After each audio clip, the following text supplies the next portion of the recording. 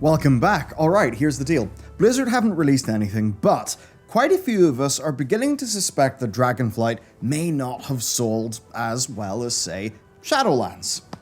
But this time, I'm actually not particularly worried about that. And it might sound a little insane, but that's actually where I'm at after taking in all that I can see online.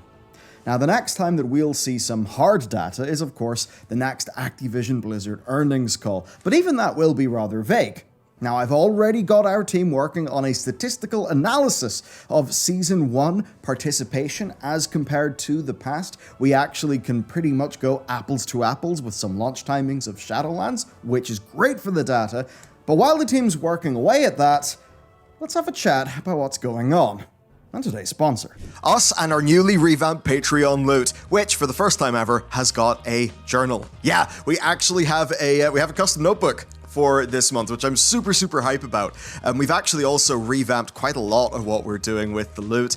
So in addition to the notebook, you'll also get this beautiful lantern pin. I cannot wait to get these in. They look so goddamn awesome. So the lantern pin and some really cool art that is part of a special project. But yes, quite a lot of new things, and they'll be on our Patreon. So if you subscribe on our loot tier through the end of this month, you will get that, in addition to a bunch of other goodies too. You can check it out down below. Thanks for supporting us, and let's get to the video. Okay, why am I suspicious? I mean, surely given this channel's existence, I should really be a lot more on the side of, hey everyone, the game's going great, jump aboard, use my creator code. We don't have those, but piece of evidence, or suspicion number one, is the 30-day free game time promotion. Yeah, it was pretty simple actually. Quite shortly after the expansion came out, they bundled in a free month of game time with it for new purchases. Certainly felt a little bit rough for some people who just missed out on that, but obviously it is them trying to sweeten the deal. It's an incentive to get people to come back to the game. Now, this idea of doing a sale very quickly after a game comes out or some sort of promotion is often kind of seen with games that struggle a little bit. One of the things very critical is getting that, critical mass of users in your game. I mean, even take some of the more high-profile games that have had issues after launch, such as, say, the Battlefield franchise, where they've had decently deep discounts fairly shortly after launch. So, seeing this game time promotion, combined with one other thing, well, two other things, certainly had people a bit suspicious. And another one of those things is the Dragonflight free trial. Now, this is actually something that I think is a really good idea. Basically, the free trial would let you start a Drakthir Evoker, take them through their intro zone, and through to the end of the Waking Shores at level 63. Pretty great. I'd say that maybe the Evoker's not the biggest draw for this expansion in the way that the Death Knight or the Demon Hunter perhaps were in the past, but I think it's a pretty good way to get people a slice of modern-ish World of Warcraft pretty quick. So a really good idea, but also something that to a lot of people just felt like, oh, why are you doing this promotion? Now, I would say that surely pulling off something like this would require a decent degree of planning internally. So it may actually be the case that they thought it, made the most sense to have the game come out. Maybe they felt quite strongly about the quality of the game, which I think would be fair enough. And then maybe they put this free trial in to try to get us players who are, the vanguard, who generally have had a good impression, be able to say to our friends, hey, you know what, this expansion's actually really good. Oh, and by the way, look, they just announced the free trial, it's even better. You could see how that would make a degree of sense. Now, the other thing that's kind of a piece of evidence of maybe not the best sales in the universe is no big sales announcement post-launch. Yeah, pretty simple. Whenever Shadowlands came out, Blizzard quite rapidly said that it had sold through 3.7 million copies. Now, that's not day one sales, of course. That is day one sales and pre-orders combined into one thing. They haven't done that this time round. Generally, the way that it goes in corporate communications is that if they bring your attention to something, that means it's really good. If they actively don't bring your attention to something, then, well, yeah, maybe they don't want you to think about that as much. Another thing then that I should mention is lower Twitch viewers. Now, this is one of those things that we can actually use. Because it does mirror people actually having interest in the game. Now, there's a difference between Shadowlands, and now there's actually a few. As an example, the splitting out of the Twitch categories, because yes, classic is now a different Twitch category to modern. So that is one thing. However, when you actually look at the number of channels streaming World of Warcraft from these essentially like the little launch period between Shadowlands and between this expansion, you do find a similar amount of views, but it is lower for Dragonflight, and you find half the channels streaming the game, which certainly is a little bit spooky, and a bit of a factor there undoubtedly can be the splitting out of categories on Twitch. But overall, when you combine that with all of the promotions that they've been running, other little tidbits like them recently lowering the recruit a friend threshold to be it even includes an account which actually does have an active character. It's just now it's 1 year of lapsed time is now what somebody needs to be eligible. So it's just felt like if they've had a lever to drum up a little bit more interest in the game, they have pulled that lever. Then this is something we did in our New Year stream. Me and Matt just compared some very simple numbers, basically like how many first 10 days-ish kills of the first boss of Vault of the Incarnates have we had versus, say, the Nathria first boss, Shriekwing. And the numbers there definitely surprised us in how they really did not look particularly good for Dragonflight, even though I think we would contend that it's a really quite excellent raid in an expansion that has started off excellently, but it just made us think, God damn, that damage is done. So let's talk about that damage. I think the primary reason, and I think this lines up with many things, it is that the perfect storm occurred for Blizzard. I do think that in terms of its overall, you could say, sort of design quality, that patch 9.1 is perhaps its worst patch ever. Now, you may look at many other patches and think, that didn't really add a lot of content. Surely the Twitter patch is worse. But no, I think if you take a look at patch 9.1 and Korthia, what was being asked of players, the broad design, that is essentially a period where people saw, okay, great, there's no artifact power anymore. But then a whole host of new problems came in to eat up that space whenever Shadowlands came out, right? That also happened at the same time that, there was many dramas that even went into the launch of Shadowlands. And then we see that their first major piece of follow-up content does in fact still manage to have a lot of designs that very much do feel against the direction of player feedback. At the same time as this, the dam bursts in terms of the California Department of Fair, Employment and Housing's lawsuit against Activision Blizzard. I mean, can you imagine a worse lining up of things? To your average player who maybe hears a bit of the news, the new patch comes out, it's pretty lame, they go back to the maw, it just doesn't feel great to them. They then see all of these terrible things that have happened, some recent, some historic, at the company, and then they leave. Certainly, if I was to go by the anecdotal sort of side of things, that is when my entire guild stopped playing the game. So I think that was a real peak. And at the end of the day, in a large company like this, you got to look at when do they change? When did they change and what motivated that change? And I think it's very interesting that patch 9.1.5 is the patch where they decided to start making the game a hell of a lot more friendly. And certainly after the fact, they keep on in interviews talking about 9.1.5 being the time where they changed their design directions, quite evidently early on enough in the Dragonflight development process to work in a bunch of that feedback to the game. And I think that's a large part of why Dragonflight is really a far more player-friendly expansion than what we've been used to. But ultimately, I think we have to expect the numbers going quite bad are what suddenly motivated that change in and around the time of 9.1.5. For a lot of people then, that was it, They broke their WoW habit, and it's gone. The idea of goodwill being burnt as well, I think that is a fairly massive thing. WoW has had rough expansions, it's had bad times, but it's never had two in a row. Not in a way as protracted as this time. And that's especially the case when we're in an environment where there's really viable competition because there's so many damn games. Another thing, and this is if I was to talk a little bit more to the modern times, for a lot of people, it doesn't feel like the Warcraft that they know, right?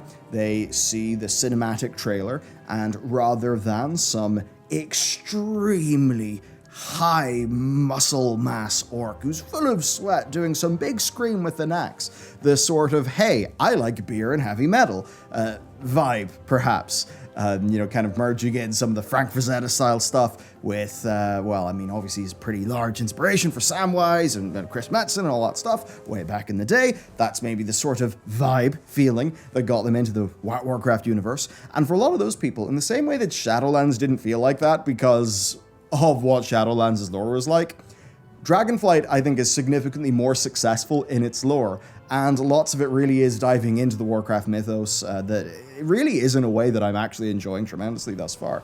But for a lot of people, the marketing and public positioning of this expansion did not exactly reflect the core part of Warcraft that they have as a bit of a common touch point. Yes, Warlords of Draenor was a weird time travel expansion, but it was full Warcraft with its, not to say that just orcs, but its tone, right? Whereas you look at this, and we are diving really with the dragons more into material that has been expanded upon in like additional universe sort of places that most people aren't really aware of. Yes, people know there are dragons in Warcraft, but I really don't think the dragons have been the reason why people have came to World of Warcraft. Now, I think this expansion is presenting a good reason for that to change and portraying them in a way that I'm really enjoying, but for a lot of people, that initial feel wasn't there. And that means that it's all going to come down to the wait and see effect. And this is where I bring up Mists of Pandaria.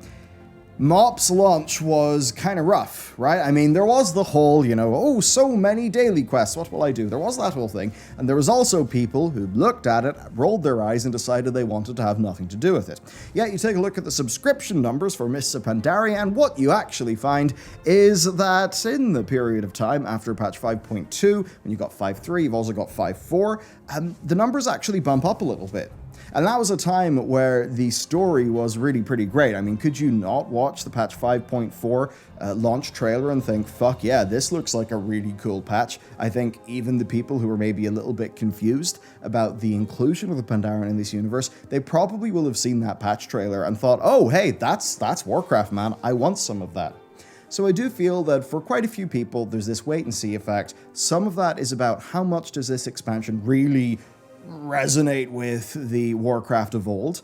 I would say in some ways yes, in some ways no, and I want to see how they escalate things and if they can pull together a satisfying escalation of stakes. They certainly were not able to in Shadowlands, but when I look at the setup that they've actually woven here, I do think that they've got a pretty good chance. On the other side, of course, is waiting to see if the game mechanics are good.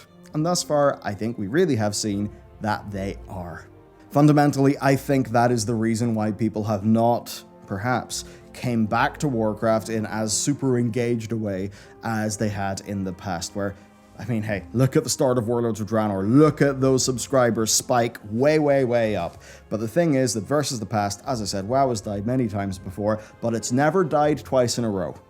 And that's the bit that's got us. We've had 2 dud expansions, a bunch of meta context around that's been rough, that combines in with an extremely competitive game sector where there are way, way, way more games out there, and also there is the effect of new media, right? Versus 2010 when it was just Total Biscuit, Jesse Cox, and a few people doing YouTube videos that were, in so many ways a lot more simple than the whole ecosystem that exists now. Now we're in a stage where information spreads fast. Obviously, strident opinion tends to spread the fastest. And you then have the strange thing is that updates to stories get far less coverage, right? So let's just say we do a video, let's just say there's a terrible issue in the game a few months ago, right? We do a video saying, hello everyone, this is a very large issue, we think it should be fixed. And let's say it does get fixed 3 months down the line, and then we make another video saying, great news everyone, the thing's fixed, look at that, they listened, aren't we all happy? That latter video will get a hell of a lot less viewership, it'll get less engagement. And this is something that is an inherent problem with modern media, because while you, maybe if you watch like everything we do, or if you create content yourself, You have in your head the complete picture of what you've made and what you think. But people, broadly speaking, will only really know what your opinion is via an extrapolation of the last time they engaged with it, which may not actually be up to date with that person's opinion. Of course, this happens with content creators, it happens with news sites, it happens with person-to-person conversations.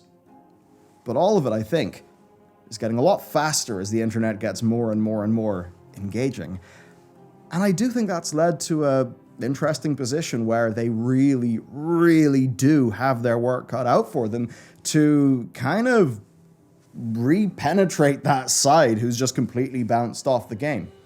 Now, when I think about moving forward, though, and I try to think, well, okay, the numbers are a bit lower, but why am I not worried about that? Because I'm not really that worried about that. Yes, it's clearly led to less views in videos and all of those things, and that can be a little bit stressful, but ultimately when I'm thinking about decisions that are, to the tune of, what is the team going to do? What are we going to cover? What are we going to make? The fact that we have that roadmap is a fairly major part in my decision making. I look at the roadmap and I think, okay, cool. They have a plan. I saw a lot of people being like, oh, it's only, that's only, those patches, half of them are tiny. Well, I'd say, compare those to Legion 0.5 patches and they actually look pretty damn good. People seeing features and content and being like, it's nothing.